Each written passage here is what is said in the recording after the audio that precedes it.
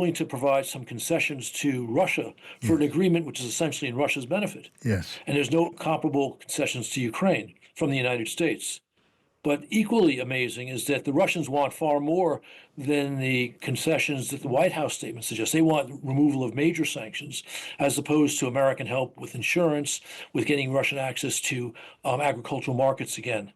So the Russians, seeing the White House being willing to make concessions to Moscow, are demanding even more concessions. Now, we're joined now on Drive by John Herbst, the former U.S. ambassador to Ukraine, who's now a senior director of the Eurasia Centre at the Atlantic Council. Hello to you, John. Hi, nice to be with you. Thank you so much for joining us. Let me just ask you first, if I can, about this latest conversation in Riyadh in Saudi Arabia and the points of agreement that seem to have come out of it, and the fact, I suppose, there are still plenty of obstacles in the way. Could you please repeat that? I missed part of that. Okay. I wonder if you've had a chance to just cast your eye, Ambassador, over the partial agreement that's now come out of Riyadh. There still seem to be plenty of points of disagreement and obstacles that could get in the way. Look, there's not real agreement. And in fact, Trofimov was right when he said that a ceasefire on the Black Sea actually helps the Russians more than the Ukrainians. Yeah. The surprising thing, the amazing thing, is that if you look at the White House statement, they're willing to provide some concessions to Russia for an agreement which is essentially in Russia's benefit. Yes. And there's no comparable concessions to Ukraine from the United States. But equally amazing is that the Russians want far more than the concessions that the White House statement suggests. They want removal of major sanctions, as opposed to American help with insurance, with getting Russian access to agricultural markets again. So the Russians, seeing the White House being willing to make concessions to Moscow, are demanding even more concessions. Yeah. That's not a good look for the United States. It's not going to help achieve a stable peace. No, and help with banking sanctions for Russia, that would be a significant help to Moscow, as well as some sort of help with trade. They're looking to America to give a lot more than they're going to have to give themselves, on the Russian side. It's the familiar story of these talks and any talks until this point. So we're going to be following that and more on that later on. But let me ask you this. We were talking earlier on, Ambassador, about the thousands, tens of thousands of abducted Ukrainian children taken by Russia. It's just another reminder, not that we needed one, that this is a war against a cruel, tyrannical regime. It's been conducted by an independent sovereign state, which seems to be a cause, it's argued, that America has rather forsaken. There's no question that Moscow's aggression in Ukraine is not just about Russian security as the Kremlin defines it, but also about effacing Ukrainian culture, the Ukrainian sense of nationhood. And so the Russians have kidnapped these Ukrainian children. It's documented at almost 20,000, but the number is probably notably higher. And they are, quote unquote, turning them into little Russians and using truly nasty methods, starting with kidnapping, to do that. And the United States has paid attention to this, but we haven't seen much on this. Well, I was going to say we haven't seen much on this from the Trump administration. That's not quite true.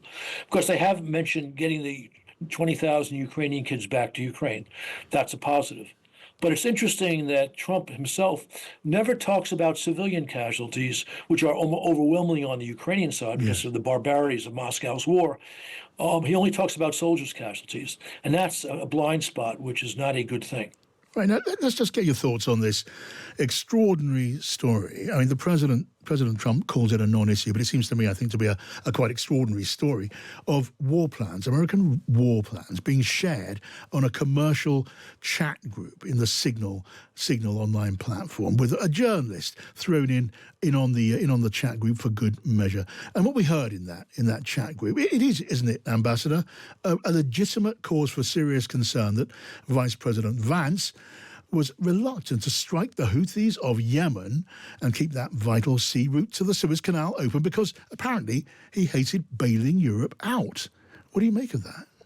Well, first, I think that his statistic of only 3% relates to the United States is probably wrong. Maybe that's based upon U.S. flagged ships going through the Red Sea, going through the Bab el-Mandab. But in terms of the oil, a lot of American oil passes, oil owned by the United States, passes through that area. So I think, first, the quote-unquote fact he uses is wrong. But secondly, of course, the global economy has worked to great benefit of the United States, based upon freedom of navigation, which the United States has overseen since the end of World War II. And this has been of great boon to the United States and to our allies. We saw in that chat from senior American officials a certain contempt for Europe, which is completely at odds with American interests. When our allies thrive, we thrive. Yeah. Now, we can have differences with our allies. We need to address those. But on balance, the fact that Europe is so strong enhances American strength, American security, American power. Now, tell me then, when it comes to consequences, President Trump seems to be seems almost relaxed about all of this. But in your view, should someone, maybe Mike Waltz, the National Security Advisor, who added this Atlantic magazine editor to the chat group, should he, do you think, be sacked? Well, I'll leave that to others to decide. You saw, they're all lined up in front of Congress today, which is very upset about this. What I would say is the inclusion of Jeffrey Goldberg is bizarre. You know, I'm on many Signal chats myself. We always try and make sure we know who's on the chat. If we see someone on the chat whose name we don't recognize or whose initials we don't recognize, we find out who it is. So that's flaw number one.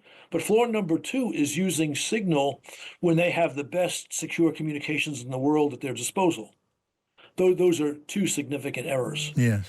And yes, you're right. There should be some form of responsibility for this, but I don't think I'm the one to talk about who is responsible. Okay, look, the White House is denying that classified material was even leaked. The editor of The Atlantic reports that he has the material and the messages from Signal.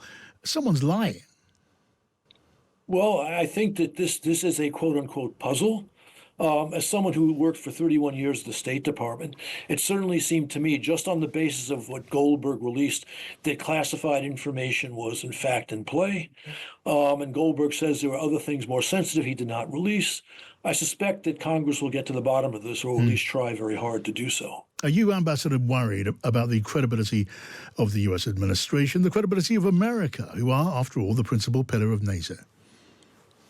I think that we have an inexplicable policy of sharp exchanges with good allies. I'm thinking especially of Canada and Denmark. And you put that alongside a somewhat coddling approach towards a country which considers us its principal adversary, meaning Russia. It's a very odd look. And it does not serve American interests, that's for sure.